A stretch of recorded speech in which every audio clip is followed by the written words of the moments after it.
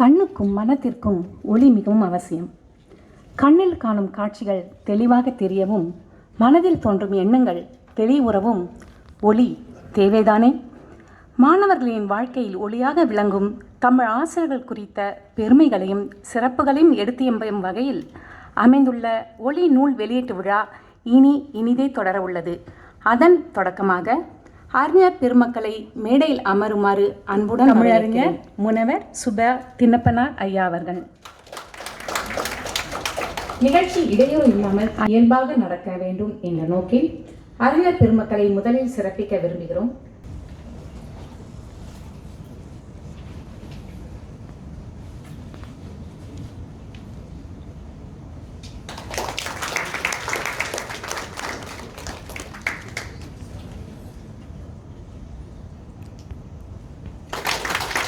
இப்போது தலைமை உரையாற்றுவார் ஐயா, வாருங்கள்.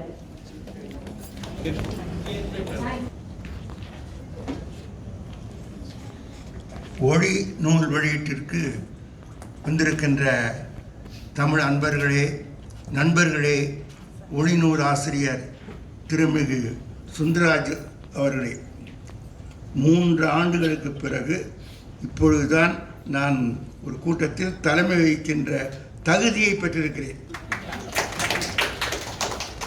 அதற்கு உங்களை போன்ற நண்பர்களுடைய வாழ்த்து, அன்பு, இறைவனுடைய கருணை இவையெல்லாம் துணையாக இருந்தன. முதல்ல அதுக்காக நன்றியை தெரிவித்துக் கொள்கிறேன். அடுத்து, இந்த தலைமை வகிப்பதற்கு அடிப்படை காரணம் இங்கே தமிழ் ஒளி வீசுவது தான். எங்கே பார்த்தாலும் தமிழ் ஒளி தான். எல்லாரும் தமிழுக்கோடு ரொம்ப நெருங்கிய தொடர்புடையவர்கள். பல பேர் என்னுடைய மாணாக்கர்கள், என் நண்பர்கள், இப்படி அன்பர்கள் இருக்காங்க. அதனால் ஒத்துக்கொண்டேன். அடுத்த சுந்தரராஜனுடைய ஒரு கட்டாயம் என்று சொல்கிற அளவுக்கு அவருடைய அன்பு காரணமாகவும் இந்த விழாவுக்கு தலைமை வகிக்கின்ற ஒரு வாய்ப்பு கிடைத்தது. அதற்கு அவருக்கு நன்றியை தெரிவித்துக் கொள்கிறேன். ஜோதி அச்சகம் அவரும் என்னுடைய நண்பர். இப்படி எல்லோருக்கும் முதலில் நன்றியை தெரிவித்துக் கொண்டு என்னுடைய பேச்சுக்கு போகின்றேன். அதாவது, இந்த நூலுடைய பேர் என்னவென்று சொன்னால் ஒளி. ஒளி இல்லாத இடமில்லை. ஒளி இல்லாத இடம் இருட்டு தான். எனவே இருட்டு என்பது நமக்கு கண்ணுக்கு புலப்படாத ஒன்று. கண்ணுக்கு புலப்படுமாறு செய்வது ஒளி தான். அதனால் ஒளி என்ற அந்த நூல் அழகான பேருடையது. அதை பற்றி சில செய்திகளை சொல்ல போகிறேன். என்ன, நான் தலைவர் அல்லவா, அதனால் தலைமையாக நூலை படித்து விட்டேன். படிக்காமல் வரவில்லை. நான் 6 மணி நேரம் முழுக்க படித்து விட்டு தான் வந்திருக்கிறேன். இருந்தாலும் படிப்பு அதை பற்றி பேசுறதுக்கு ஒரு ஆள் தனியாக இருக்காங்க. அதனால் அதை தொடாமல் தலைப்பை பற்றி சொல்லுகிறேன். முதலாவது, மொழியியல் உலகத்தில் பெயர் வினை என்று பகுக்கப்படாத, பேச்சொல் வினைச்சொல் என்று பகுக்கப்படாத ஒரு சொல் இருக்குமானால் மிக பழைய சொல் என்று பொருள். கலை என்று வச்சுக்கொள்ளுங்க, அது ஆசையும் குறிக்கும். அதே மாதிரி கலைந்து போகிறதுன்னு குறிக்கும். இந்த மாதிரி பெயர் வினை என்று பகுக்க முடியாத ஒரு காலத்தில் தோன்றிய சொற்களில் ஒளி என்பது ஒன்று. எனவே ஒளி என்பது லைட்டையும் குறிக்கும். அது மாதிரி ஒளி வீசுதல், ஒளிந்திருந்தான் என்று பெயர் சொல்லாமல் இருக்கும், வினை சொல்லாமல் இருக்கும். எனவே அதனால் இந்த ஒளி என்பது தமிழ் சொற்களில் மிக பழங்காலத்து சொல் என்பதை நாம் முதல்ல உணர்கிறோம். 2வது, பொருள் என்று எடுத்துக்கொண்டால் சென்னை பல்கலைக்கழகத்தினுடைய லெக்சிகன் என்று சொல்லக்கூடிய தமிழ் அகராதியில் 18 பொருள் போட்டிருக்கு ஒளி என்பதற்கு. எனவே பொருளாளமும் மிக்க ஒரு சொல். அதே நேரத்தில் ஒளி என்பது வானத்தில் இருக்கிற சூரியன், சந்திரன், நட்சத்திரங்கள், வால் நட்சத்திரம், இப்படி பல வானத்தோடு தொடர்புடைய அனைத்தையும் இருக்கிறது. என்ன, வானத்திலிருந்து நமக்கு ஒளி ஊறு ஓசை நாட்டம் என்று சொல்வது போல ஒளிய 50களில் முதல்ல திருவள்ளுவர் ஒளியைத்தான் சொல்கிறாரு. ஒளி ஊறு ஓசை நாட்டம் இவற்றின் கட்டன்னு சொல்லி. அதனால் அந்த ஒளியினுடைய முக்கியத்துவத்தை நம்ம உணர்ந்து கொள்கிறோம். பொருளாளமிக்க ஒரு சொல் என்று தெரிந்து கொள்கிறோம். எனவே பல்வேறு வகையான பொருள் உள்ளது. மறைத்தல், மறைதல் என்றும் பேர் சொல்லையும் பார்த்தீங்கன்னா நிறைய பொருளாளமிக்க ஒரு சொல் ஒளி. அதற்கடுத்தது, முக்கியமாக இந்த நூலோட தொடர்புடைய ஒரு பொருள் சொல்லணும். ஒளி என்பதற்கு திருவள்ளுவர் ஒரு விளக்கம் சொல்கிறாரு, டெஃபனேஷன் சொல்கிறாரு. இது வரைக்கும் பாரம் பொதுவாக வெளிச்சம்னா நம்ம நினைப்போம். ஆனால் திருவள்ளுவர் சொல்லக்கூடிய டெஃபினேஷன் என்னன்னா, பெருமைன்னு ஒரு அதிகாரம் இருக்குது. அந்த அதிகாரத்தில் முதலாவது திருக்குறள் என்னன்னு கேட்டிங்கன்னா, ஒளி ஒருவருக்கு உள்ள வெறுக்கை, ஒளி ஒருவருக்கு உள்ள வெறுக்கை, இழி ஒருவருக்கு அது இறந்து வாழ்த்தும் என பொருளை சொல்கிறாங்க. ஒளி என்பது என்னென்னா, நம்ம நாசர்கனி போல தாஸ் போல இடையறாது முயன்று பிறருக்கு உதவி செய்வது என்று ஊக்கம் கொள்வது. எனவே ஒளி என்பதற்கு அங்கே பொருள் என்னவென்று சொன்னால், பிறருக்கு செய்ய முடியாத ஒரு அரிய செயலை செய்வேன் என்று கருதி ஊக்கமோடு வாழ்வது. இதுதான் செயற்கரிய செய்தல் என்று சொல்லக்கூடிய நல்ல. அதனால் உதவி செய்தல், ஒப்புரவு என்று சொல்லலாம். எனவே அந்த அடிப்படையில் மற்றவர்களால் செய்ய முடியாத ஒன்றை நான் செய்வேன் என்று நினைக்கக்கூடிய ஊக்கம் அதுதான். எனவே ஒளி ஒருவருக்கு ஊக்கமுடைமை என்று சொல்கிறோம். இது பெருமை என்ற அதிகாரத்தில் இருக்குது. அப்படி செய்த பிறகும் கூட எவ்வளவு பணிவாக இருக்குமோ அதுதான் அந்த முக்கியமானது. எனவே பெருமை என்பது பெருமிதம் இன்மை, பெருமை என்பதே பெருமிதம் என்பதுதான். அதனால் அந்த அடிப்படையில் நான் பார்க்க வேண்டும். அதுக்கப்புறம் திருவள்ளுவர் அதே திருக்குறளில் இழி என்று ஒரு சொல்கிறாரு. இந்த லீ தான், இதே லீ தான், இழி என்று சொல்லப்பட்டு அது என்னென்னா, அது மாதிரி செய்ய முடியாது என்று வாழ்ந்து இருக்கிறதே அதுதான். அதாவது ஒளி ஒருவருக்கு உள்ள வெறுக்கை அதுபோல் செய்வேன் என்று கருதுகிற ஊக்கமுடைமை. அதே சமயத்தில் ஏனென்றால் அந்த செய்ய முடியாது என்று சொல்லிவிட்டு வாழ்ந்து கொண்டே இருப்பது இருக்கிறதா, அந்த மாதிரி அதை எதிர்ப்பார். எனவே உள்ள வெறுக்கை என்று ஊக்கம், அதுதான் விஷயம். அந்த ஊக்கமுடைமையில் இப்போ அண்மையில் வடமொழி இயக்கத்து தலைவராக வந்த நம்முடைய நாசர்கனியையும் சாதனை வீரராக வந்த நம்முடைய தாசையும் வாழ்த்துகிறேன். அவர்களுக்கு என்னுடைய அன்பை தெரிவித்துக் கொள்கிறேன். அதாவது எப்படியாவது மற்றவர்களுக்கு உதவி செய்ய வேண்டும் என்று ஊக்கமுடைமையினாலே வெற்றி பெற்ற ஆக்கம் பெற்றவர்கள் இவர்கள் இருவர் அண்மையில். அதனால் அது பாராட்டப்பட வேண்டிய ஒன்று. அதுக்கு இந்த திருக்குறளுக்கு என்ன, இந்த நூலுக்கு என்ன சம்பந்தம் என்றால், திருக்குறள் என்ன சொல்கிறது என்றால், பிறரால் செய்ய முடியாத ஒரு அரிய செயலை செய்து முடிப்பேன் என்று ஊக்கம் கொள்வதுதான் ஒளி என்று சொன்னேன். அது மாதிரி இந்த நூலுடைய தலைவி அதாவது இருக்காங்களே, அதாவது இனியா என்று ஒரு தமிழாசிரியர், அவர்கள் தமிழாசிரியராக கற்பித்தல் பணியோடு மற்ற சமூக பணியை செய்கிறார்கள். என்ன சமூக பணி செய்கிறார்கள் என்றால், அதாவது ஒரு குடும்பத்தை, குடியால் கெட்ட ஒரு குடியை, எனவே குடியை கிடைக்கும் என்பது ஒரு குடும்பத்தை எப்படிலாம் உயர்த்தலாம், அந்த இருக்கிற அந்த குடும்பத்தை சேர்ந்த மாணவர்கள் இருவருக்கு, அதாவது அந்த குடும்பத்தை சேர்ந்த பிள்ளைகள் இவர்களுக்கு படிக்கிறார்கள், அவர்களுக்கு எப்படி உதவி செய்யலாம் என்று சொல்லி படிப்படியாக போய் அந்த குடும்பத்தையே இறுதியில் உயர்த்துகிற ஒன்று. அந்த அம்மையாருடைய பேர் தான் இனியான்னு பேர். அந்த இனியான்னா அந்த ஊக்கமுடைமை என்று சொன்னேன் அல்லவா, அந்த செய்ய முடியாத ஒரு செயலை செய்து வெற்றி பெறுவே என்று ஊக்கமோடு தொடர்ந்து செய்கிறார்கள். அந்த அம்மையார் தான் இந்த படத்தில் வரக்கூடிய இந்த அம்மையார். இது ரெண்டு பேரும் அவருடைய குழந்தைகள். அந்த குழந்தைகள் அதாவது அந்த அம்மா காமத்தால் கட்டுண்டு முதல்ல காதல் வசப்பட்டு பிள்ளையை பெறாங்க.